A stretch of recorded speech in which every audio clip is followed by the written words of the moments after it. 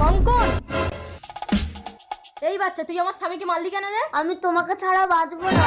এই বয়সে বেশি পেকে গেছিস। তোর বয়স কত রে? 12। আর আমার বয়স 32। তোমার মনে আছে পারো? পারো? তুই এই নাম জানলি কি করে?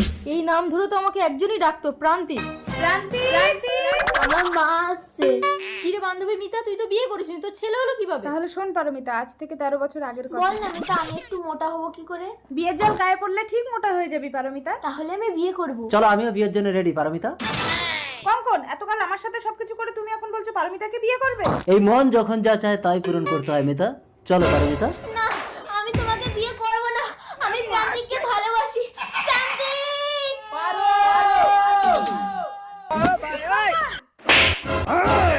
মিতাকে ছেড়ে দাও, ও মরে যাবে। ঠিক আছে, আমি তোমাকে বিয়ে করব।